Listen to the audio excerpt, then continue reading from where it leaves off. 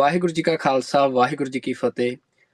TV 84 ਦੇ ਸਮੂਹ ਦਰਸ਼ਕਾਂ ਨੂੰ ਮੈਂ ਅੱਜ ਦੇ ਇਸ ਦਾ ਫੋਲਟ ਲਾਈਨਸ ਪ੍ਰੋਗਰਾਮ ਦੇ ਵਿੱਚ ਜੀ ਆਇਆਂ ਨੂੰ ਕਹਿਣਾ। ਅੱਜ ਦੇ ਇਸ ਪ੍ਰੋਗਰਾਮ ਦੇ ਵਿੱਚ ਸਾਡੀ ਗੱਲਬਾਤ ਦਾ ਵਿਸ਼ਾ ਅਮਰੀਕਾ ਦੀ ਭਾਰਤ ਦੇ ਪ੍ਰਧਾਨ ਮੰਤਰੀ ਨਰਿੰਦਰ ਮੋਦੀ ਦੀ ਜਿਹੜੀ ਫੇਰੀ ਆ ਉਹਦੇ ਤੇ ਕੇਂਦਰਿਤ ਰਹਿਣਾ ਆ। ਤੇ ਕਿਉਂਕਿ ਪਿਛਲੇ 2 ਸਾਲਾਂ ਦੇ ਕਰੀਬ ਜਿਹੜਾ ਸਮਾਂ ਆ ਉਹਦੇ 'ਚ ਪੱਛਮੀ ਮੁਲਕਾਂ ਦੇ ਵਿੱਚ, ਖਾਸ ਤੌਰ ਤੇ ਅਮਰੀਕਾ ਤੇ ਕੈਨੇਡਾ ਦੇ ਵਿੱਚ ਜਿਹੜੀ ਸਾਰੀ ਇੰਡੀਆ ਦੀ ਫੋਰਨ ਪੋਲਿਸੀ ਆ ਉਹ ਸਾਰੀ ਕੰਸਨਟਰੇਟਡ ਰਹੀ ਆ ਸਿੱਖ ਇਸ਼ੂ ਦੇ ਉੱਤੇ, ਕਿਉਂਕਿ ਭਾਰਤ ਵੱਲੋਂ ਕੈਨੇਡਾ ਤੇ ਅਮਰੀਕਾ ਦੇ ਵਿੱਚ ਸਿੱਖ ਆਗੂਆਂ ਦੀ ਟਾਰਗੇਟਡ ਕਿਲਿੰਗ ਜਿਹੜੀ ਆ ਉਹਦਾ ਪਰਦਾਫਾਸ਼ ਹੋਇਆ ਸੀ, ਉਹਦੇ ਖੁਲਾਸੇ ਹੋਏ ਸੀ। ਤੇ ਇਸ ਦੇ ਚੱਲਦਿਆਂ ਹੀ ਜਿਹੜੇ ਅਮਰੀਕਾ ਦੇ ਸਾਬਕਾ ਰਾਸ਼ਟਰਪਤੀ ਸੀ ਜੋ ਬਾਈਡਨ, ਉਹਨਾਂ ਦੇ ਵੱਲੋਂ ਭਾਰਤ ਦਾ ਜਿਹੜਾ ਸੱਦਾ ਸੀ ਰਿਪਬਲਿਕ ਡੇ ਦੇ ਪ੍ਰੋਗਰਾਮ ਦੇ ਵਿੱਚ ਸ਼ਮੂਲੀਅਤ ਦਾ, ਉਸ ਨੂੰ ਵੀ ਇਨਕਾਰ ਕੀਤਾ ਗਿਆ ਸੀ। ਤੇ ਇਸ ਤੋਂ ਇਲਾਵਾ ਅਮਰੀਕਾ ਦੇ ਵਿੱਚ ਜਿਹੜਾ ਭਾਰਤੀ ਜਿਹੜੇ ਏਜੰਟ ਆ, ਭਾਰਤੀ ਏਜੰਟ, ਉਸ ਦੇ ਉੱਤੇ ਸਿੱਖ ਆਗੂ ਗੁਰਪਤਵੰਤ ਸਿੰਘ ਪੰਨੂ ਦੇ ਕਤਲ ਦੀ ਸਾਜ਼ਿਸ਼ ਦਾ ਜਿਹੜਾ ਮਾਮਲਾ ਆ ਉਹ ਚੱਲ ਰਿਹਾ। ਤੇ ਕੈਨੇਡਾ ਦੇ ਵਿੱਚ ਪ੍ਰਾਈਮ ਮਿਨਿਸਟਰ ਜਸਟਿਨ ਟਰੂਡੋ ਨੇ ਇਹ ਗੱਲ ਸਾਰੀ ਦੁਨੀਆ ਨੂੰ ਦੱਸੀ ਸੀ ਕਿ ਸਿੱਖ ਆਗੂ ਹਰਦੀਪ ਸਿੰਘ ਨਿੱਜਰ ਦਾ ਕਤਲ ਭਾਰਤੀ ਏਜੰਸੀਆਂ ਦੇ ਵੱਲੋਂ ਕੀਤਾ ਗਿਆ। ਪਰ ਹੁਣ ਅਮਰੀਕਾ ਦੇ ਵਿੱਚ ਸਰਕਾਰ ਬਦਲੀ ਆ, ਨਵੇਂ ਰਾਸ਼ਟਰਪਤੀ ਡੋਨਲਡ ਟਰੰਪ ਨੇ ਅਹੁਦਾ ਸੰਭਾਲਿਆ ਆ। ਤੇ ਉਹਨਾਂ ਦਾ ਅਹੁਦਾ ਸੰਭਾਲਣ ਤੋਂ ਬਾਅਦ ਉਹਨਾਂ ਦੇ ਫੈਸਲਿਆਂ ਨੇ ਦੁਨੀਆ ਦੀ ਸਿਆਸਤ ਦੇ ਵਿੱਚ ਇੱਕ ਵੱਡੀ ਤਬਦੀਲੀ ਲਿਆਂਦੀ ਆ। ਮਤਲਬ ਇਸ ਟਾਈਮ ਬੜੀ ਵੱਡੀ ਅਨਸਰਟੇਨਿਟੀ ਆ ਹਰ ਤਰ੍ਹਾਂ ਦੇ ਹਾਲਾਤ ਨੂੰ ਲੈ ਕੇ, ਭਾਵੇਂ ਇਕਨੋਮਿਕਲ ਹੋਣ, ਪੋਲੀਟੀਕਲ ਹੋਣ, ਅਮਰੀਕਾ ਦੇ ਆਪਣੇ ਅਲਾਈਸ ਦੇ ਨਾਲ ਸੰਬੰਧ ਹੋਣ, ਚਾਹੇ ਜਿਹੜੀਆਂ ਅਮਰੀਕਾ ਦੀਆਂ ਦੁਸ਼ਮਣ ਤਾਕਤਾਂ ਮੰਨੀਆਂ ਜਾਂਦੀਆਂ ਰਸ਼ੀਆ, ਚਾਈਨਾ, ਉਹਨਾਂ ਦੇ ਨਾਲ ਸੰਬੰਧਾਂ ਨੂੰ ਲੈ ਕੇ ਹਰ ਪੱਖ ਤੋਂ ਅਨਸਰਟੇਨਿਟੀ ਆ। ਤੇ ਇਹ ਸਾਰੇ ਦੇ ਵਿੱਚ ਭਾਰਤ ਦੇ ਪ੍ਰਧਾਨ ਮੰਤਰੀ ਨਰਿੰਦਰ ਮੋਦੀ, ਜਿਨ੍ਹਾਂ ਦੇ ਬਾਰੇ ਇਹ ਗੱਲ ਪੇਸ਼ ਕੀਤੀ ਜਾਂਦੀ ਆ ਕਿ ਉਹ ਡੋਨਲਡ ਟਰੰਪ ਦੇ ਕਰੀਬੀ ਨੇ, ਮਤਲਬ ਉਹਨਾਂ ਦੇ ਪਰਸਨਲ ਰਿਸ਼ਤੇ ਕਾਫੀ ਚੰਗੇ ਨੇ, ਤੇ ਉਹ ਅਮਰੀਕਾ ਆਏ ਆ। ਤੇ ਨਰਿੰਦਰ ਮੋਦੀ ਦੁਨੀਆ ਦੇ ਉਹ ਚੌਥੇ ਵੱਡੇ ਆਗੂ ਨੇ ਜਿਨ੍ਹਾਂ ਨੂੰ ਵਾਈਟ ਹਾਊਸ ਦੇ ਵਿੱਚ ਸੱਦਾ ਦਿੱਤਾ ਗਿਆ ਹੈ। ਇਸ ਤੋਂ ਪਹਿਲਾਂ ਜਾਪਾਨ ਦੇ ਆਗੂ, ਉਸ ਤੋਂ ਇਲਾਵਾ ਜਾਰਡਨ ਦੇ ਕਿੰਗ ਜਿਹੜੇ ਆ ਅਬਦੁੱਲਾ, ਉਹ ਆਏ। ਤੇ ਇਸ ਤੋਂ ਇਲਾਵਾ ਇਜ਼ਰਾਈਲ ਦੇ ਪ੍ਰਾਈਮ ਮਿਨਿਸਟਰ ਨੇਤਨਯਾਹੂ ਜਿਹੜੇ ਆ ਉਹ ਇਸ ਤੋਂ ਪਹਿਲਾਂ ਡੋਨਲਡ ਟਰੰਪ ਨੂੰ ਮਿਲ ਚੁੱਕੇ ਆ ਵਾਈਟ ਹਾਊਸ ਦੇ ਵਿੱਚ। ਤਾਂ ਨਰਿੰਦਰ ਮੋਦੀ ਦੀ ਇਸ ਫੇਰੀ ਨੂੰ ਲੈ ਕੇ ਕਈ ਤਰ੍ਹਾਂ ਦੀਆਂ ਦੇ ਆਰਟੀਕਲਸ, ਅੱਜ ਭਾਵੇਂ ਨਿਊਯਾਰਕ ਟਾਈਮਸ ਹੋਵੇ, ਭਾਰਤ ਦੇ ਸਾਰੇ ਅਖਬਾਰ ਹੋਣ ਉਹਨਾਂ ਦੇ ਵਿੱਚ ਐਡੀਟੋਰੀਅਲ, ਚਾਹੇ ਉਹ ਯੂਰਪ ਦੇ ਅਖਬਾਰ ਹੋਣ, ਤਾਂ ਇਹਨਾਂ ਸਾਰੀਆਂ ਖਬਰਾਂ ਦੇ ਨਾਲ ਸਿੱਖ ਮਸਲਾ ਵੀ ਨਾਲ ਦੀ ਨਾਲ ਡਿਸਕਸ ਹੋ ਰਿਹਾ। ਕਿਉਂਕਿ ਇੰਡੀਆ ਤੇ US ਰਿਲੇਸ਼ਨਸ ਦੇ ਵਿੱਚ ਸਭ ਤੋਂ ਵੱਡਾ ਜਿਹੜਾ ਅੜਿੱਕਾ ਪਿਛਲੇ ਸਮੇਂ 'ਚ ਬਣਿਆ, ਉਹ ਜਿਹੜਾ ਇੰਡੀਆ ਦਾ ਸਿੱਖਾਂ ਦੇ ਉੱਤੇ ਹਮਲਾ ਆ, ਸਿੱਖ ਆਗੂਆਂ ਦੇ ਉੱਤੇ ਹਮਲਾ ਆ, ਉਸੇ ਨੂੰ ਮੰਨਿਆ ਜਾ ਰਿਹਾ। ਤੇ ਇਹ ਸਾਰੇ ਦੇ ਚੱਲਦਿਆਂ ਅੱਜ ਅਸੀਂ ਗੱਲਬਾਤ ਕਰਾਂਗੇ ਕਿ ਡੋਨਲਡ ਟਰੰਪ ਤੇ ਨਰਿੰਦਰ ਮੋਦੀ ਦੀ ਜਿਹੜੀ ਫੇਰੀ ਆ ਉਹਨੂੰ ਸਿੱਖ ਆਗੂ ਕਿਵੇਂ ਦੇਖ ਰਹੇ ਆ, ਤੇ ਜਿਹੜੀਆਂ ਕਿਆਸ ਰਾਈਆਂ ਲਗਾਈਆਂ ਜਾ ਰਹੀਆਂ, ਖਾਸ ਤੌਰ ਤੇ ਜਿਹੜੀਆਂ ਅਪੁਆਇੰਟਮੈਂਟਸ ਬੜੀਆਂ ਅਹਿਮ ਅਹੁਦਿਆਂ ਦੇ ਉੱਤੇ ਡੋਨਲਡ ਟਰੰਪ ਨੇ ਕੀਤੀਆਂ ਆ। ਕਾਸ਼ ਪਟੇਲ ਤੇ ਤੁਲਸੀ ਗੈਬਾਰਡ ਦੀ ਜਿਹੜੀ ਅਪੁਆਇੰਟਮੈਂਟ ਆ ਇੰਟੈਲੀਜੈਂਸ ਕਮਿਊਨਿਟੀ ਦੇ ਵਿੱਚ, ਅਮਰੀਕਾ ਦੀ ਦੇ ਵਿੱਚ, ਤਾਂ ਜਿਹਦੇ ਤੇ ਸਿੱਖ ਜਥੇਬੰਦੀਆਂ ਕੁਐਸਚਨ ਵੀ ਰੇਜ਼ ਕਰਦੀਆਂ ਰਹੀਆਂ। ਤੇ ਮਤਲਬ ਇਹਨਾਂ ਸਾਰੀਆਂ ਗੱਲਾਂ ਦਾ ਸਿੱਖ ਡਿਪਲੋਮੇਸੀ ਦੇ ਉੱਤੇ, ਸਿੱਖ ਲੋਬਿੰਗ ਦੇ ਉੱਤੇ ਕਿਹੋ ਜਿਹਾ ਪ੍ਰਭਾਵ ਪੈ ਸਕਦਾ, ਇਹਦੇ ਬਾਰੇ ਵੀ ਗੱਲਬਾਤ ਕਰਾਂਗੇ। ਤਾਂ ਮੈਂ ਸਭ ਤੋਂ ਪਹਿਲਾਂ ਡਾਕਟਰ ਪ੍ਰਿਤਪਾਲ ਸਿੰਘ ਜੀ, ਜੋ ਸਾਡੇ ਅੱਜ ਦੇ ਇਸ ਸ਼ੋਅ ਦੇ ਵਿੱਚ ਮਹਿਮਾਨ ਵਜੋਂ ਸ਼ਾਮਲ ਹੋ ਰਹੇ ਆ, ਜੋ ਕਿ US ਸਿੱਖ ਕੋਕਸ ਆ, ਜਿਹੜਾ ਅਮਰੀਕਨ ਸਿੱਖ ਕੋਕਸ ਆ, ਉਸ ਦੇ ਕੋਆਰਡੀਨੇਟਰ ਨੇ। ਤੇ ਸਾਰੀ ਜਿਹੜੀ ਸਿੱਖ ਲੋਬਿੰਗ ਆ ਵਾਸ਼ਿੰਗਟਨ ਦੇ ਵਿੱਚ, ਅਮਰੀਕਾ ਦੇ ਵਿੱਚ, ਉਹ ਉਸ ਦੀ ਅਗਵਾਈ ਕਰਦੇ ਨੇ। ਤੇ ਮੈਂ ਡਾਕਟਰ ਪ੍ਰਿਤਪਾਲ ਸਿੰਘ ਜੀ ਤੁਹਾਨੂੰ ਜੀ ਆਇਆਂ ਨੂੰ ਕਹਿੰਦਾ ਜੀ ਟੀਵੀ 84 ਤੇ। ਵਾਹਿਗੁਰੂ ਜੀ ਕਾ ਖਾਲਸਾ, ਵਾਹਿਗੁਰੂ ਜੀ ਕੀ ਫਤਿਹ ਜੀ। ਸਰਦਾਰ ਸੁਖਵਿੰਦਰ ਸਿੰਘ, ਵਾਹਿਗੁਰੂ ਜੀ ਕਾ ਖਾਲਸਾ, ਵਾਹਿਗੁਰੂ ਜੀ ਕੀ ਫਤਿਹ। ਸੁਖਵਿੰਦਰ ਸਿੰਘ ਜੀ, ਸਭ ਤੋਂ ਪਹਿਲਾਂ ਐਜ਼ ਯੂਜੂਅਲ ਮੈਂ ਤੁਹਾਡਾ ਤੇ ਤੁਹਾਡੇ ਅਦਾਰੇ ਦਾ ਤਹਿ ਦਿਲ ਤੋਂ ਧੰਨਵਾਦ ਕਰਨਾ ਚਾਹੁੰਦਾ ਕਿ ਹਮੇਸ਼ਾ ਹੀ ਤੁਸੀਂ ਜਿਹੜੇ ਬਰਨਿੰਗ ਇਸ਼ੂਜ਼ ਹੁੰਦੇ ਆ, ਜਾਂ ਜਿਹੜੇ ਕਮਿਊਨਿਟੀ ਨੂੰ ਜਿਨ੍ਹਾਂ ਦਾ ਅਸਰ ਕਮਿਊਨਿਟੀ ਕਬੂਲਦੀ ਆ, ਜਾਂ ਕਮਿਊਨਿਟੀ 'ਤੇ ਜਿਨ੍ਹਾਂ ਦਾ ਅਸਰ ਪੈਂਦਾ, ਉਹ ਇਸ਼ੂਜ਼ ਨੂੰ ਤੁਸੀਂ ਲਿਆ ਕੇ ਡਿਸਕਸ ਕਰਦੇ ਹੋ।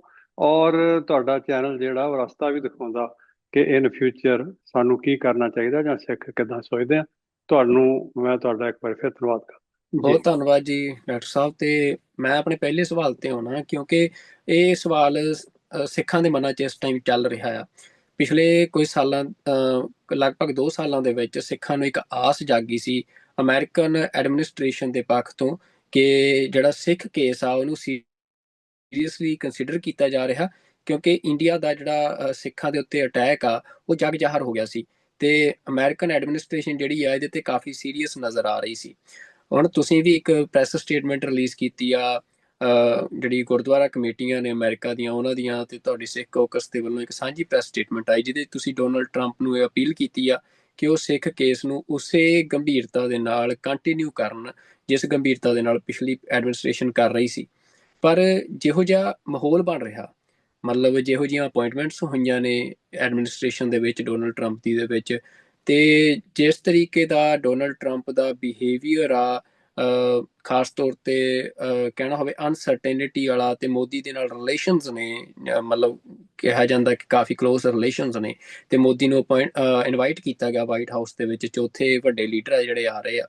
ਤਾਂ ਇਹ ਸਾਰੇ ਦੇ ਚੱਲਦਿਆਂ ਤੁਹਾਨੂੰ ਕੀ ਲੱਗ ਰਿਹਾ ਕਿ ਸੈਟਬੈਕ ਲੱਗ ਸਕਦਾ ਸਿੱਖ ਲੋਬਿੰਗ ਐਫਰਟਸ ਨੂੰ ਜੋ ਵਾਸ਼ਿੰਗਟਨ ਦੇ ਵਿੱਚ ਚੱਲ ਰਹੇ ਸੀ ਪਿਛਲੇ 2 ਸਾਲਾਂ ਤੋਂ?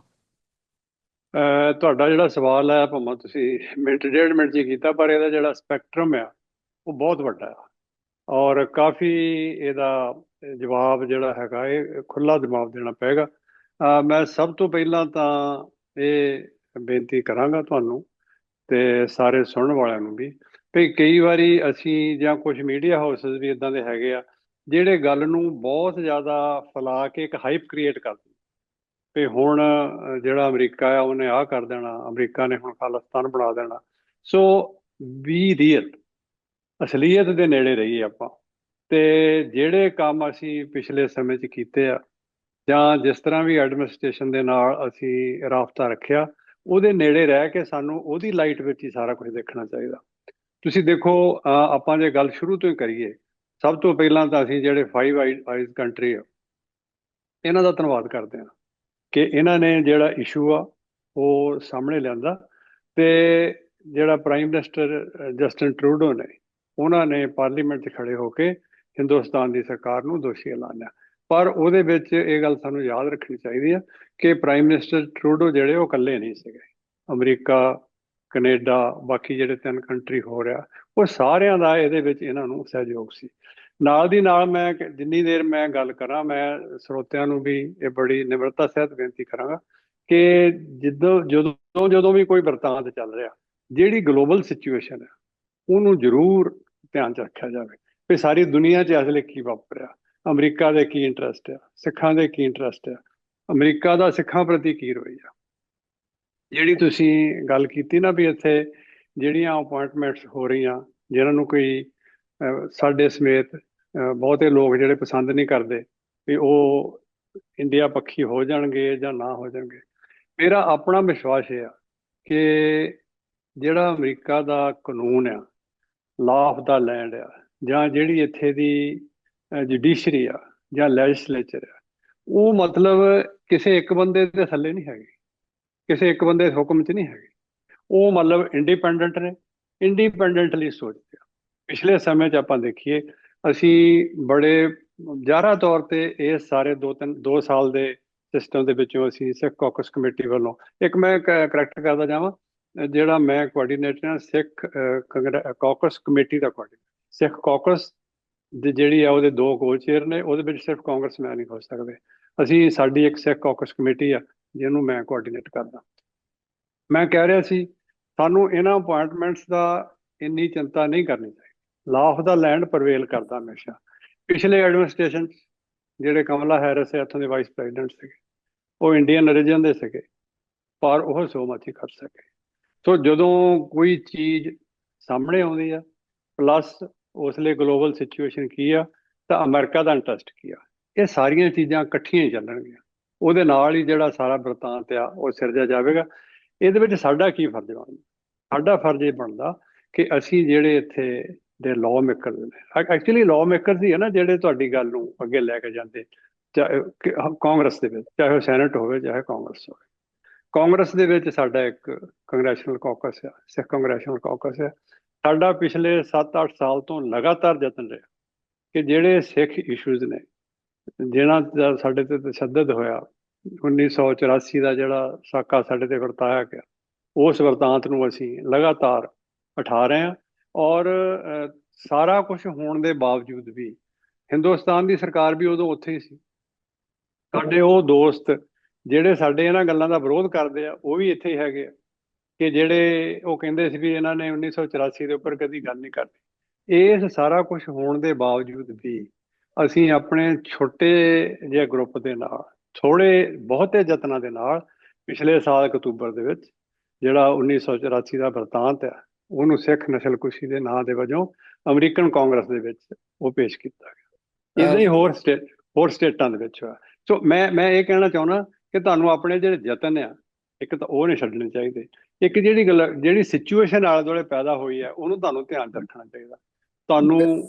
ਹਾਂਜੀ ਬਿਲਕੁਲ ਜੀ ਡਾਕਟਰ ਸਾਹਿਬ, ਮੈਂ ਇੰਟਰਰਪਟ ਕਰਦਾ ਤੁਹਾਨੂੰ, ਕਿਉਂਕਿ ਮਤਲਬ ਜਿਹੜਾ ਮੇਰਾ ਸਵਾਲ ਸੀ, ਬਿਲਕੁਲ ਤੁਸੀਂ ਜਿਹੜੀ ਗੱਲ ਕਹਿ ਰਹੇ ਹੋ ਵੀ ਗਲੋਬਲ ਸਿਚੁਏਸ਼ਨ ਜਿਹੜੀ ਆ ਵੀ ਉਹਦੇ 'ਚ ਜਿਹੜੇ ਯੂਐਸ ਇੰਟਰਸਟ ਆ ਉਹ ਪਹਿਲ ਦੇ ਆਧਾਰ ਦੇ ਉੱਤੇ ਉਹਨਾਂ ਮੁਤਾਬਕ ਸਾਰੇ ਫੈਸਲੇ ਯੂਐਸ ਐਡਮਿਨਿਸਟ੍ਰੇਸ਼ਨ ਵੱਲੋਂ ਲਏ ਜਾਣੇ ਆ। ਬਿਲਕੁਲ ਤੇ ਬਿਲਕੁਲ ਤੁਸੀਂ ਆਪਣੇ ਐਫਰਟਸ, ਕਿਉਂਕਿ ਤੁਸੀਂ ਸਿੱਖਾਂ ਦੀ ਨੁਮਾਇੰਦਗੀ ਕਰਦੇ ਹੋ, ਸਿੱਖਾਂ ਨੂੰ ਰਿਪਰੈਜ਼ੈਂਟ ਕਰਦੇ ਹੋ, ਤੁਸੀਂ ਕਰ ਰਹੇ ਹੋ। ਪਰ ਮਤਲਬ ਮੋਦੀ ਕੱਲ ਵਾਈਟ ਹਾਊਸ ਦੇ ਵਿੱਚ ਡੋਨਲਡ ਟਰੰਪ ਨੂੰ ਮਿਲਣ ਜਾ ਰਹੇ ਆ, ਜੀ ਤੇ ਜੀ ਉਹ ਤੋਂ ਬਾਅਦ ਜੇ ਇਸ ਤਰੀਕੇ ਦੀ ਸਿਚੁਏਸ਼ਨ ਬਣਦੀ ਹੈ, ਕਿਉਂਕਿ ਇਸ ਟਾਈਮ ਜਿਹੜਾ ਗੁਰਪਤਵੰਤ ਸਿੰਘ ਪੰਨੂ ਵਾਲਾ ਕੇਸ ਆ ਉਹ ਇੱਕ ਬੜਾ ਇੰਪੋਰਟੈਂਟ ਇਸ਼ੂ ਆ। ਜੇ ਅਸੀਂ ਗੱਲ ਕਰਨੀ ਹੋਵੇ ਯੂਐਸ, ਸਿੱਖ ਤੇ ਇੰਡੀਆ, ਇਹ ਜਿਹੜੀ ਇੱਕ ਟਰਾਇੰਗਲ ਬਣਦੀ ਆ ਉਹ ਸਾਰੇ ਦੇ ਜੀ ਵਿੱਚ, ਤੇ ਮਤਲਬ ਉਸ ਮਾਮਲੇ ਦੇ ਉੱਤੇ ਇਹ ਇੱਕ ਤੋਖਲਾ ਪ੍ਰਗਟ ਕੀਤਾ ਜਾ ਰਿਹਾ ਵੀ ਮੋਦੀ ਦੇ ਨਾਲ ਮੀਟਿੰਗ ਦੇ ਵਿੱਚ ਡੋਨਲਡ ਟਰੰਪ ਜਿਹੜੇ ਆ ਉਹ ਜਿਹੜਾ ਯੂਐਸ ਦੇ ਇਕਨੋਮਿਕਲ ਇੰਟਰਸਟ ਆ ਇੰਡੀਆ ਦੇ ਨਾਲ, ਉਹਨਾਂ ਨੂੰ ਪਹਿਲ ਤੇ ਰੱਖਣਗੇ। ਤੇ ਜਿਹਦੇ ਵਿੱਚ ਜਿਹੜਾ ਇਹ ਸਿੱਖ ਇਸ਼ੂ ਆ, ਜਿਹੜਾ ਭਾਵੇਂ ਉਹ ਅਮਰੀਕਾ ਦੀ ਸੋਵਰੈਨਿਟੀ ਦਾ ਵੀ ਇਸ਼ੂ ਸੀ, ਪਰ ਉਹ ਸਿੱਖ ਦੇ ਉੱਤੇ ਹਮਲਾ ਹੋ ਰਿਹਾ ਸੀ, ਵੀ ਉਸ ਦੀ ਬਲੀ ਦਿੱਤੀ ਜਾ ਸਕਦੀ ਹੈ, ਵੀ ਉਸ ਨੂੰ ਦਬਾਇਆ ਜਾ ਸਕਦਾ। ਤੁਹਾਨੂੰ ਇਹਦੇ ਬਾਰੇ ਕੀ ਲੱਗ ਰਿਹਾ? ਮਤਲਬ ਤੁਹਾਨੂੰ ਕੀ ਲੱਗ ਰਿਹਾ ਵੀ ਇਸ ਤਰੀਕੇ ਨਾਲ ਹੋ ਸਕਦਾ? ਤੇ ਜੇ ਮਤਲਬ ਤੁਸੀਂ ਕੀ ਮੈਸੇਜ ਕੀ ਕਨਵੇ ਕਰਨਾ ਚਾਹੁੰਦੇ ਹੋ ਵੀ ਯੂਐਸ ਐਡਮਿਨਿਸਟ੍ਰੇਸ਼ਨ ਨੂੰ, ਕਿਉਂਕਿ ਉਹਨਾਂ ਦੇ ਇੰਟਰਸਟ ਆ ਇੰਡੀਆ ਦੇ ਨਾਲ ਇਕਨੋਮਿਕਲ, ਉਹਨਾਂ ਨੂੰ ਮਤਲਬ ਕਿਹੋ ਜਿਹੀ ਅਪਰੋਚ ਜਿਹੜੀ ਆ ਉਹ ਲੈਣੀ ਚਾਹੀਦੀ ਆ? ਬਿਲਕੁਲ। ਦੇਖੋ, ਮੈਂ ਤੁਹਾਨੂੰ ਉਹਦੇ ਬਾਰੇ ਇਹ ਦੱਸਣਾ ਚਾਹੁੰਦਾ ਕਿ ਜਦੋਂ ਤੋਂ ਗੁਰਪਤਵੰਤ ਸਿੰਘ ਪੰਨੂ ਤੇ ਹਮਲਾ ਹੋਇਆ, ਜਾਂ ਹੋਰ ਸਿੱਖਾਂ ਨੂੰ ਇੱਥੇ ਟਾਰਗੇਟ ਕੀਤਾ ਗਿਆ, ਜਿਨ੍ਹਾਂ ਨੂੰ ਕਿ FBI ਨੇ ਆ ਕੇ ਡਿਊਟੀ ਟੂ ਵਾਰਨ ਦੇ ਥੱਲੇ ਵਾਰਨ ਕੀਤਾ ਕਿ ਤੁਹਾਡੀ ਜਾਨ ਨੂੰ ਖਤਰਾ ਹੋ ਸਕਦਾ, ਉਹਦੇ ਬੜੇ ਸਾਰੇ ਸਬੂਤ ਆ। ਮਤਲਬ ਜਿਹੜੀਆਂ ਇੱਥੋਂ ਦੀਆਂ ਅਖਬਾਰਾਂ ਆ, ਮੇਜਰ ਅਖਬਾਰਾਂ ਨੇ, ਨਿਊਯਾਰਕ ਟਾਈਮਜ਼ ਆ, ਵਾਸ਼ਿੰਗਟਨ ਪੋਸਟ ਆ, ਜਾਂ ਇੰਟਰਨੈਸ਼ਨਲ ਨਿਊਜ਼ ਪੇਪਰ ਨੇ ਇਹ ਗੱਲ ਕਵਰ ਕੀਤੀ ਆ ਕਿ ਪੰਨੂ ਸਮੇਤ ਹੋਰ ਵੀ ਕੁਝ ਸਿੱਖਾਂ ਨੂੰ ਇੱਥੇ ਖਤਰਾ ਹੈਗਾ। ਉਹ ਮਤਲਬ it's not in the air, ਉਹ ਜੈਨੂਨ ਗੱਲ ਆ। ਅੱਛਾ, ਉਹਦੇ ਤੋਂ ਬਾਅਦ ਇਹ ਇੱਥੋਂ ਦੇ ਐਡਮਿਨਿਸਟ੍ਰੇਸ਼ਨ ਦੇ ਨਾਲ, ਹੋਮਲੈਂਡ ਸਿਕਿਉਰਿਟੀ ਦੇ ਵਿੱਚ, ਫਿਰ ਜਿਹੜੀਆਂ ਇੱਥੇ ਦੀਆਂ ਦੂਸਰੀਆਂ FBI ਦੇ ਨਾਲ, ਦੂਸਰੀਆਂ ਜਿਹੜੀਆਂ ਏਜੰਸੀਆਂ, ਈਵਨ ਪਿਛਲੇ ਸਮੇਂ 'ਚ ਅਸੀਂ we are thankful to the administration ਕਿ ਉਹਨਾਂ ਨੇ ਕੁਝ ਸਿੱਖਾਂ ਨੂੰ ਵਾਈਟ ਹਾਊਸ ਵੱਲੋਂ ਸੱਦ ਕੇ ਉਹਨਾਂ ਨੂੰ ਵੀ ਬਰੀਫ ਕੀਤਾ ਕਿ ਅਸੀਂ ਹੁਣ ਕਿੱਥੇ ਖੜੇ। ਸੋ ਇਸ ਸਾਰੇ ਕੁਝ ਨੂੰ ਦੇਖਦੇ ਹੋਏ ਦੇਖੋ, ਪੁਲਸ ਐਂਡ ਪ੍ਰੈਸ਼ਰ ਤਾਂ ਹੋਣਗੇ, ਨੋ ਡਾਊਟ। ਜਿਹੜੀ ਤੁਸੀਂ ਗੱਲ ਕਹਿ ਰਹੇ ਹੋ ਕਿ ਅਮਰੀਕਾ ਦਾ ਆਪਣਾ ਬਿਜ਼ਨਸ ਦਾ ਇੰਟਰਸਟ ਹੈਗਾ ਇੰਟਰਸਟ, ਉਹ ਇੰਟਰਸਟ ਪਿਛਲੇ ਸਾਲਾਂ 'ਚ ਵੀ ਸੀਗਾ। ਪਰ ਜਿਹੜੀ ਅਮਰੀਕਾ ਦੀ ਇੱਕ ਖੂਬੀ ਆ, ਇੱਕ ਖਾਸੀਅਤ ਆ, ਭਈ ਜਿਹੜੇ ਇੱਥੋਂ ਦਾ ਜਿਹੜਾ ਇੱਕ ਸਿਟੀਜ਼ਨ ਤੇ ਜਿਹੜਾ ਹਮਲਾ ਆ, ਉਹ ਸਾਰੇ ਅਮਰੀਕਾ ਤੇ ਹਮਲਾ ਗਿਣਿਆ ਜਾਂਦਾ, ਇੱਥੋਂ ਦੀ ਸੋਵਰੈਂਟੀ ਤੇ ਹਮਲਾ ਗਿਣਿਆ ਜਾਂਦਾ। So let's say worst come worst, ਜਿਹੜੇ ਪ੍ਰੈਜ਼ੀਡੈਂਟ ਟਰੰਪ ਆ, ਲੱਗਦਾ ਤਾਂ ਨਹੀਂ ਉਹ ਇਦਾਂ ਕਰਨਗੇ, ਪਰ ਜੇ ਉਹ ਸਾਰਾ ਕੁਝ ਇਹਨੂੰ ਦਬਾਉਣ ਦੀ ਕੋਸ਼ਿਸ਼ ਕਰਦੇ ਆ, ਪਰ ਫਿਰ ਵੀ ਇਹ ਦੱਬੇਗਾ ਨਹੀਂ, ਕਿਉਂਕਿ ਜਿਹੜੀਆਂ ਇੱਥੋਂ ਦੀਆਂ ਲਾ enforcement agency number 1, judiciary number 2, ਤੇ ਜਿਹੜੀਆਂ ਐਗਜ਼ੈਕਟਿਵ ਆ, ਜਿਨ੍ਹਾਂ ਨੇ ਇੱਥੇ ਕਾਨੂੰਨ ਬਣਾਉਣੇ ਆ। ਅਸੀਂ ਪਿਛਲੇ 2 ਸਾਲਾਂ ਦੇ ਵਿੱਚ UN ਦੇ ਵਿੱਚ ਨਾਲ ਰਲ ਕੇ 2 ਵਾਰੀ ਬਰੀਫਿੰਗ ਕਰਵਾ ਚੁੱਕੇ ਹਾਂ। ਪਿਛਲੇ ਸਾਲ ਦੇ ਵਿੱਚ ਹੀ ਜਿਹੜੀ ਇੱਥੋਂ ਦੀ ਇੱਕ ਬਹੁਤ ਵੱਡੀ ਸੰਸਥਾ, ਜਿਹੜੀ ਅਮਰੀਕਨਾਂ ਨੂੰ, ਜਿਹੜੇ ਲਾ ਮੇਕਰਸ ਆ, ਉਹਨਾਂ ਨੂੰ ਦੱਸਦੀ ਆ ਵੀ ਅੱਗੇ ਮੂਵ ਕਿੱਦਾਂ ਕਰਨਾ, ਅਸੀਂ ਉਹਨਾਂ ਦੇ ਨਾਲ ਕੀਤੀ ਆ ਗੱਲਬਾਤ, ਬਰੀਫਿੰਗ ਕਰਵਾਈ ਆ। ਫਿਰ ਸਾਡੇ ਕਾਂਗਰਸ ਦੇ ਵਿੱਚ ਕਾਕਸ ਦੇ ਉੱਪਰ ਜਿਹੜੇ ਦੋਨਾਂ ਹੀ ਪਾਰਟੀਆਂ ਦੇ ਵਿਪ ਨੇ, ਕੈਥਰੀਨ ਕਲਾਰਕ ਤੇ ਉਧਰੋਂ ਟੌਮ ਐਮਰ, ਉਹਨਾਂ ਨੇ ਆ ਕੇ ਸਾਡੇ ਦੋਨਾਂ ਪ੍ਰੋਗਰਾਮਾਂ 'ਚ ਇਸ ਸ਼ਾਮਲ ਹੋ ਕੇ ਸਾਨੂੰ ਯਕੀਨ ਦਿਵਾਇਆ ਕਿ ਅਸੀਂ ਤੁਹਾਡੇ ਨਾਲ ਆ, ਅਮਰੀਕਾ ਤੁਹਾਡੇ ਨਾਲ ਆ। ਸਟੇਟਮੈਂਟ ਹੈ ਉਹਨਾਂ ਦੀ, ਇਹ ਕੋਈ ਵਰਬਲੀ ਨਹੀਂ, ਉਹਨਾਂ ਦੀਆਂ ਸਟੇਟਮੈਂਟਸ ਹੈ ਇਹਦੇ ਤੇ ਕਿ ਅਸੀਂ ਤੁਹਾਡੇ ਨਾਲ ਖੜੇ ਆ, ਔਰ ਅਸੀਂ ਤੁਹਾਡੀ ਕੁਝ ਅਸੀਂ ਹਰ ਹਰ ਹੀਲੇ ਤੁਹਾਡੇ ਨਾਲ ਖੜੇ ਹਾਂ ਔਰ ਯਤਨ ਕਰਾਂਗੇ ਕਿ ਤੁਹਾਨੂੰ ਇਨਸਾਫ ਮਿਲੇ। ਅਸੀਂ ਸਾਡਾ ਵੀ ਇਹੀ ਯਤਨ ਹੋਏਗਾ ਆਉਣ ਵਾਲੇ ਸਮੇਂ 'ਚ। ਦੇਖਦੇ ਹਾਂ ਵੀ ਇਹਦੇ ਵਿੱਚੋਂ ਕੀ ਨਿਕਲਦਾ। ਨਾਲੇ ਮੋਦੀ ਦੇ ਕੋਲ ਵੀ ਇੰਨਾ ਕੁਛ, ਦੇਖੋ ਉੱਥੇ ਦੀ ਜਿਹੜੀ ਸਿਚੁਏਸ਼ਨ ਹੈ ਵੀ ਆਪਾਂ ਧਿਆਨ 'ਚ ਰੱਖੀਏ, ਉਹ ਕੀ ਦੇ ਦੇਗਾ ਅਮਰੀਕਨਾਂ ਨੂੰ। ਠੀਕ ਹੈ, ਜਿੰਨਾ ਕੁਛ ਦੇਗਾ ਉਹਨਾਂ ਕੁਛ ਰੈਸੀਪ੍ਰੋਕਲੀ ਇਹ ਵੀ ਉਹਨੂੰ ਦੇ ਦੇਣਗੇ। ਪਰ ਜਿੱਦਾਂ ਲੱਗਦਾ ਆ ਜਿਸ ਗੱਲ ਤੋਂ ਵੀ ਜਿਹੜੇ ਪ੍ਰੈਜ਼ੀਡੈਂਟ ਟਰੰਪ ਆ, ਅਸੀਂ ਪਿਛਲੇ ਦਿਨਾਂ 'ਚ ਜਿਹੜੀ ਉਹਨਾਂ ਨੂੰ ਇੱਕ ਚਿੱਠੀ ਲਿਖੀ ਆ ਅਮਰੀਕਨ ਸਿੱਖ ਕਾਕਸ ਕਮੇਟੀ ਵੱਲੋਂ, ਅਮਰੀਕਨ ਗੁਰਦੁਆਰਾ ਪ੍ਰਬੰਧਕ ਕਮੇਟੀ ਵੱਲੋਂ ਤੇ ਸਿੱਖ ਕੋਆਰਡੀਨੇਸ਼ਨ ਕਮੇਟੀ ਈਸਟ ਕੋਸਟ, ਉਹ ਲੈਟਰ ਉਹਨਾਂ ਦੇ ਦਫ਼ਤਰ 'ਤੇ ਪਹੁੰਚ ਗਈ ਹੈ।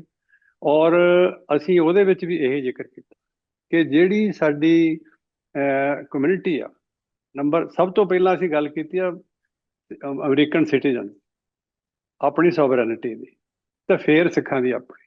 ਅਸੀਂ ਮੰਗ ਵੀ ਉਸ ਚਿੱਠੀ ਵਿੱਚ ਇਹੀ ਕੀਤੀ ਆ ਕਿ ਸਾਡੀ ਕਮਿਊਨਿਟੀ ਇਸ ਵੇਲੇ ਟਾਰਗੇਟ ਤੇ ਆ, ਜਿਹੜੇ ਸਿੱਖ ਇਸ ਵੇਲੇ ਟਾਰਗੇਟ ਤੇ ਆ।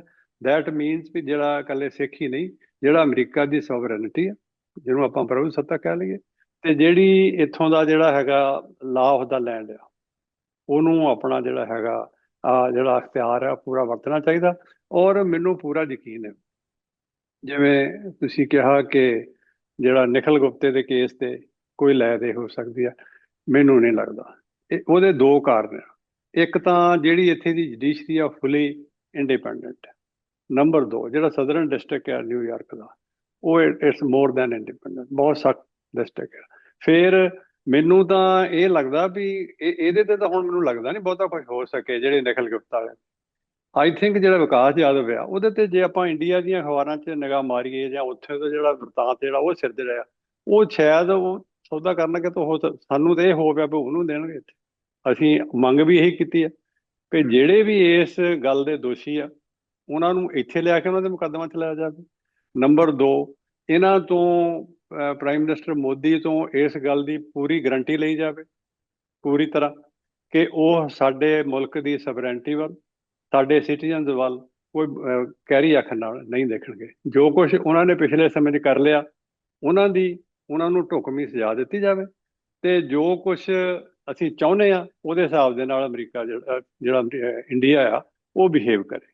ਤੋਂ ਲੱਗਦਾ ਤਾਂ ਇਦਾਂ ਹੀ ਆ, ਬਾਕੀ ਦੇਖੋ ਆਉਣ ਵਾਲੇ ਦਿਨਾਂ 'ਚ ਪਤਾ ਲੱਗ ਜਾਏਗਾ। ਪਰ ਬਿਲਕੁਲ ਅਸੀਂ ਆਪਣਾ ਜਿਹੜਾ ਯਤਨ ਆ ਹਰ ਪਲੇਟਫਾਰਮ, ਕਾਂਗਰਸ ਦੇ ਵਿੱਚ, ਸੈਨੇਟ ਦੇ ਵਿੱਚ, ਈਵਨ ਜਿਹੜੀਆਂ UN ਦੀਆਂ ਜਿਹੜੀਆਂ ਗਲੋਬਲ ਹੈਗੀਆਂ ਹਿਊਮਨ ਰਾਈਟਸ ਦੀਆਂ ਜਿਹੜੀਆਂ ਸੰਸਥਾਵਾਂ ਆ, ਅਸੀਂ ਉਹਨਾਂ ਨਾਲ ਮਿਲ ਕੇ ਆਲਰੇਡੀ ਕੰਮ ਕਰ ਹੀ ਰਹੇ। ਮੈਂ ਉਹਦੇ ਵਿੱਚ ਹਮੇਸ਼ਾ ਹੀ ਜ਼ਿਕਰ ਕਰਦਾ ਡਾਕਟਰ ਇਕਬਾਲ ਕਰਾਮਾਤ ਚੀਮਾ ਦਾ, ਉਹ ਸਾਡੀ ਸਾਰੇ ਪਾਸਿਓਂ ਮਦਦ ਕਰ ਰਹੇ ਨੇ। UN ਦੇ ਵਿੱਚ ਅਸੀਂ ਉੱਧਰ ਕੰਮ ਕਰ ਰਹੇ ਹਾਂ, ਕਾਂਗਰਸ 'ਚ ਕੰਮ ਕਰ ਰਹੇ ਹਾਂ, ਸੈਨੇਟ ਦੇ ਵਿੱਚ ਅਸੀਂ ਰਿਕੁਐਸਟ ਕਰ ਰਹੇ ਹਾਂ, ਤੇ ਫਰੀडम ਹਾਊਸ ਜਿਹੜੀ ਇੱਥੋਂ ਦੀ ਇੱਕ ਬੜੀ ਵੱਡੀ ਸੰਸਥਾ ਹੈ ਜਿਹੜੀ ਡਾਇਰੈਕਟ ਕਰਦੀ ਆ ਸਾਰੇ ਪਾਸੇ, ਅਸੀਂ ਉਹਨਾਂ ਨੂੰ ਵੀ ਰਿਕੁਐਸਟ ਕਰ ਰਹੇ ਹਾਂ ਕਿ ਇਹ ਜਿਹੜੇ ਇਸ਼ੂਜ਼ ਆ ਉਹਨਾਂ ਨੂੰ ਸਾਹਮਣੇ ਲਿਆਂਦਾ ਜਾਵੇ। ਔਰ ਜਿੱਦਾਂ ਮੈਂ ਤੁਹਾਨੂੰ ਪਹਿਲਾਂ ਵੀ ਦੱਸਿਆ, ਇੱਕ ਸਾਡੀ ਬਰੀਫਿੰਗ ਦੇ ਵਿੱਚ ਜਿਹੜੀ ਕੰਗਰੈਸ਼ਨਲ ਬਰੀਫਿੰਗ ਵਿੱਚ ਤੇ ਜਿਹੜੇ ਫਰੀडम ਹਾਊਸ ਦੀ ਇੱਕ ਡਿਪਟੀ ਡਾਇਰੈਕਟਰ ਸੀ, ਸੀਨੀਅਰ ਡਿਪਟੀ ਡਾਇਰੈਕਟਰ, ਉਹ ਆ ਕੇ ਉਹਨਾਂ ਨੇ ਬਰੀਫਿੰਗ ਵੀ ਦਿੱਤੀ ਜੀ। ਬਿਲਕੁਲ ਡਾਕਟਰ ਸਾਹਿਬ, ਮਤਲਬ ਤੁਸੀਂ ਲਗਾਤਾਰ ਰਾਬਤੇ 'ਚ ਰਹਿੰਦੇ ਹੋ ਜਿਹੜੇ ਮਤਲਬ ਵੱਖੋ-ਵੱਖ ਪਾਰਟੀਆਂ ਦੀ, ਖਾਸ ਤੌਰ ਤੇ ਬਾਈ ਪਾਰਟੀਜ਼ਨ ਸਿਸਟਮ ਆ ਅਮਰੀਕਾ ਦਾ, ਚਾਹੇ ਉਹ ਡੈਮੋਕ੍ਰੈਟਸ ਦੇ ਕਾਂਗਰਸਮੈਨ ਹੋਣ ਭਾਵੇਂ ਉਹ ਰਿਪਬਲਿਕਨਸ ਦੇ ਹੋਣ। ਮਤਲਬ ਇੱਕ ਜਿਹੜਾ ਨੈਰੇਟਿਵ ਆ ਇਹ ਕਮਿਊਨਿਟੀ ਦੇ ਵਿੱਚ ਆ ਰਿਹਾ ਵੀ ਡੋਨਲਡ ਟਰੰਪ ਜਿਹੜੇ ਆ ਜਿਹੜੇ ਆ ਉਹ ਉਨੇ ਸੈਂਸਿਟਿਵ ਨਹੀਂ ਆ ਸਿੱਖ ਮਸਲੇ ਨੂੰ ਲੈ ਕੇ, ਵੀ ਡੋਨਲਡ ਟਰੰਪ ਦੇ ਜਾਂ ਰਿਪਬਲਿਕਨਸ ਦੇ ਪਾਵਰ 'ਚ ਆਉਣ ਦੇ ਨਾਲ ਜਿਹੜਾ ਸਿੱਖ ਕੇਸ ਆ ਉਹ ਕਮਜ਼ੋਰ ਹੋ ਸਕਦਾ ਆ। ਤੁਸੀਂ ਕੀ ਮਹਿਸੂਸ ਕਰਦੇ ਹੋ, ਕਿਉਂਕਿ ਤੁਹਾਡਾ ਤਾਂ ਫਸਟ ਹੈਂਡ ਐਕਸਪੀਰੀਅੰਸ ਆ ਇੱਥੇ ਸਾਰੇ ਇਹਨਾਂ ਸਿਆਸੀ ਗਲਿਆਰਿਆਂ ਦੇ ਵਿੱਚ। ਤੁਸੀਂ ਕਿਵੇਂ ਸਮਝ ਰਹੇ ਹੋ ਵੀ ਡੋਨਲਡ ਟਰੰਪ ਨੂੰ, ਤੇ ਤੁਹਾਨੂੰ ਕੀ ਤੁਸੀਂ ਪ੍ਰੋਡਕਟ ਕਰ ਰਹੇ ਹੋ ਜੋ ਪਿਛਲੇ ਸਾਲਾਂ ਦੇ ਵਿੱਚ ਸਿੱਖ ਇਸ਼ੂ ਜਿਹੜਾ ਆ ਜਿਵੇਂ ਰੇਜ਼ ਹੋਇਆ ਗਲੋਬਲ ਸਟੇਜ ਦੇ ਉੱਤੇ, ਉਹ ਉਵੇਂ ਕੰਟੀਨਿਊ ਰਹੂਗਾ, ਜਾਂ ਫਿਰ ਮਤਲਬ ਜਿਵੇਂ ਇੱਕ ਤੋਖਲਾ ਪ੍ਰਗਟ ਕੀਤਾ ਜਾ ਰਿਹਾ ਕਿ ਉਹਦੇ ਵਿੱਚ ਜਿਹੜਾ ਆ ਅਸੀਂ ਕਹਿ ਸਕਦੇ ਗਿਰਾਵਟ ਆ ਸਕਦੀ ਆ? ਦੇਖੋ ਉਹਦੇ 'ਚ ਇੱਦਾਂ ਹੈਗਾ ਵੀ ਪਿਛਲੇ ਜਿਹੜਾ ਬਾਈਡਨ ਐਡਮਿਨਿਸਟ੍ਰੇਸ਼ਨ ਆ ਉਹਦੇ ਵਿੱਚ ਵੀ ਕੋਈ ਇੰਨਾ ਸੌਖਾ ਕੰਮ ਨਹੀਂ ਸੀਗਾ, ਤੁਹਾਨੂੰ ਬਹੁਤ ਮਿਹਨਤ ਕਰਨੀ ਪੈਂਦੀ ਆ। ਉਹਦੇ ਇੱਕ ਦੋ ਕਾਰਨ ਹੋਰ ਵੀ ਆ। ਇੱਥੇ ਜਿਹੜੀ TNR ਆ ਨਾ, ਮਤਲਬ ਚਲੋ ਬਾਕੀ ਮੁਲਕਾਂ ਦੇ ਨਾਲ ਸੀ, ਇੰਡੀਆ ਦੇ ਨਾਲ ਸਾਡਾ ਇਹੋ ਅਮਰੀਕਾ ਦਾ ਪਹਿਲਾ ਐਕਸਪੀਰੀਅੰਸ। ਇੱਕ ਗੱਲ। ਨੰਬਰ 2, TNR ਨੂੰ ਡੀਲ ਕਰਨ ਨੂੰ ਇੱਥੇ ਕੋਈ ਕਾਨੂੰਨ ਨਹੀਂ ਹੈਗਾ। ਠੀਕ ਹੈ। ਹੋਰ ਤਰ੍ਹਾਂ ਦੇ ਕਾਨੂੰਨ ਹੈ ਜਿਨ੍ਹਾਂ ਦੇ ਤਹਿਤ ਉਹ ਡੀਲ ਕਰਦੇ ਸੀ। ਜਿਹੜਾ TNR ਦੇ ਉੱਪਰ, ਟਰਾਂਸਨੈਸ਼ਨਲ ਰਿਪਰੈਸ਼ਨ ਦੇ ਉੱਪਰ ਜਿਹੜਾ ਕਾਨੂੰਨ ਬਣਨ ਜਾ ਰਿਹਾ, ਉਹਦੇ ਵਿੱਚ ਜਿਹੜੇ ਹੈਗੇ ਆ ਸਾਰੇ ਮਸੌਦੇ ਆ, ਉਹ ਕਾਂਗਰਸ ਦੇ ਵਿੱਚ ਪਏ ਆ, ਉਹਨਾਂ ਦੇ ਬਹਿਸ ਹੋ ਰਹੀ ਆ। ਉਹ ਕਾਨੂੰਨ ਬਣਨ ਦੇ ਨਾਲ ਜਿਹੜਾ ਕੰਮ ਆ ਕਾਫੀ ਸੌਖਾ ਹੋ ਜਾਊਗਾ। ਜਦੋਂ ਇੱਕ ਵਾਰੀ ਕੋਈ ਕਾਨੂੰਨ ਬਣ ਜਾਂਦਾ ਨਾ ਕਿਸੇ ਚੀਜ਼ ਤੇ, ਜਾਂ ਮਤਲਬ ਤੁਸੀਂ ਉਹ ਕਨਸਟੀਟਿਊਸ਼ਨਲ ਉਹਨੂੰ ਪਾਵਰ ਮਿਲ ਜਾਂਦੀ ਆ, ਫਿਰ ਐਡਮਿਨਿਸਟ੍ਰੇਸ਼ਨ ਕੋਈ ਵੀ ਹੋਵੇ, ਫਿਰ ਉਹਨੂੰ ਓਵਰਲੁੱਕ ਕਰਨਾ ਇੰਨਾ ਸੌਖਾ ਨਹੀਂ ਹੁੰਦਾ। ਸਾਡਾ ਜਿਹੜਾ ਯਤਨ ਹੈ ਉਹ ਇੱਕ ਲੈਵਲ ਤੇ ਨਹੀਂ ਹੈਗਾ। ਅਸੀਂ ਉਹ ਜਿਹੜੇ ਕਾਨੂੰਨ ਬਣ ਰਹੇ ਆ ਉਹਨਾਂ ਵਿੱਚ ਵੀ ਜਿਹੜੇ ਆਪਣੇ ਕਾਂਗਰਸ ਦੇ ਮੈਂਬਰ ਨੇ ਉਹਨਾਂ ਨੂੰ ਰਿਕੁਐਸਟ ਕਰ ਰਹੇ ਆ। ਫਿਰ ਈਵਨ ਸਟੇਟਾਂ ਦੇ ਵਿੱਚ, ਕੈਲੀਫੋਰਨੀਆ ਜਿਹੜੀ ਕਿ ਸਭ ਤੋਂ ਵੱਡੀ ਸਟੇਟ ਹੈ ਇੱਥੋਂ ਦੀ, ਉਹਦੇ ਵਿੱਚ ਵੀ ਪਿਛਲੇ ਸਮੇਂ ਦੇ ਵਿੱਚ ਸਾਡੀ ਬੱਚੀ ਜਿਹੜੀ ਜਸਮੀਤ ਕੌਰ ਬੈਂਸ ਆ, ਉਹਨੇ ਬੜੇ ਯਤਨਾਂ ਦੇ ਨਾਲ ਇਸ ਨੂੰ ਅੱਗੇ ਲਿਆਂਦਾ ਸੀ। ਠੀਕ ਹੈ, ਉਹਨੂੰ ਸੈਟਬੈਕ ਲੱਗੀ, ਉਹ ਫੇਲ ਹੋ ਗਿਆ। ਅਸੀਂ ਦੁਬਾਰਾ ਫੇਰ ਟਰਾਈ ਕਰ ਰਹੇ ਹਾਂ ਕਿ ਉੱਥੇ ਵੀ ਉਹਦਾ ਹੋਵੇ, ਇਹ ਜਿਹੜਾ ਕਾਨੂੰਨ ਹੈ ਬਣ ਜਾਵੇ। ਸੋ ਬੇਸਿਕਲੀ ਮੈਂ ਇਹ ਕਹਿਣਾ ਚਾਹੁੰਦਾ ਕਿ ਹਾਲਾਤ ਬਣਦੇ ਵਿਗੜਦੇ ਰਹਿੰਦੇ ਆ। ਕਦੀ ਹਾਲਾਤ ਤੁਹਾਡੇ ਸਾਜ਼ਗਾਰ ਹੁੰਦੇ, ਹੱਕ 'ਚ ਹੁੰਦੇ ਆ, ਕਦੀ ਤੁਹਾਡੇ ਖਿਲਾਫ ਹੁੰਦੇ ਆ। ਪਰ ਜਿਹੜੀ ਜਿਹੜੀ ਤੁਹਾਡੀ ਸਿਆਣਪ ਆ ਜਾਂ ਜਿਹੜਾ ਤੁਹਾਡਾ ਕੰਮ ਕਰਨ ਦਾ ਤਰੀਕਾ ਹੈ, ਉਹਦੇ ਵਿੱਚ ਇਕੱਲੇ ਅਸੀਂ ਕੰਮ ਨਹੀਂ ਕਰਦੇ। ਹੋਰ ਵੀ ਜਥੇਬੰਦੀਆਂ ਜਿੰਨੀਆਂ ਵੀ ਸਿੱਖਾਂ ਦੇ ਲਈ ਕਾਰਜ ਕਰ ਰਹੀਆਂ, ਕਾਰਜਸ਼ੀਲ ਆ, ਆਪਣੇ ਆਪਣੇ ਤਰੀਕੇ ਨਾਲ। ਸਿੱਖ ਕੋਲੀਸ਼ਨ ਆ, ਸੈਲਡਫ ਆ, ਜਕਾਰਾ ਮੂਵਮੈਂਟ ਆ, ਸਿੱਖਸ ਫਾਰ ਜਸਟਿਸ ਨੇ, ਅਕਾਲੀ ਦਲ ਅੰਮ੍ਰਿਤਸਰ ਆ, ਇਹ ਸਾਰੀਆਂ ਜਥੇਬੰਦੀਆਂ, ਜਿੰਨੀਆਂ ਜਥੇਬੰਦੀਆਂ, ਇਹ ਸਾਡੀ ਸਟਰੈਂਥ ਆ। ਸਾਡੇ ਆਪਸ ਵਿੱਚ ਹੀ ਮਤਭੇਦ ਹੋਣਗੇ ਜਿਹੜੇ ਕਿ ਹੋ ਸਕਦਾ ਰਹਿਣ ਵੀ, ਪਰ ਸਾਡਾ ਜਿਹੜਾ ਆਪਣੇ ਆਪ ਨੂੰ ਬਚਾਉਣ ਦਾ ਤੇ ਆਪਣੇ ਨਿਸ਼ਾਨੇ ਪ੍ਰਤੀ ਸੁਹਿਰਦ ਹੋਣ ਦਾ ਜਿਹੜਾ ਸਾਡਾ ਗੋਲ ਆ, ਉਹ ਇੱਕ ਹੈ। ਇਸ ਕਰਕੇ ਅਸੀਂ ਸਾਰੇ ਜਣੇ ਚਾਹੇ ਆਪਣੇ ਆਪਣੇ ਤੌਰ ਤੇ ਕੰਮ ਕਰ ਰਹੇ ਹਾਂ, ਚਾਹੇ ਇਕੱਠੇ ਹੋ ਕੇ ਕੰਮ ਕਰ ਰਹੇ ਹਾਂ, ਸਾਡਾ ਜਿਹੜਾ ਨਿਸ਼ਾਨਾ ਆ ਉਹ ਕਲੀਅਰ ਆ।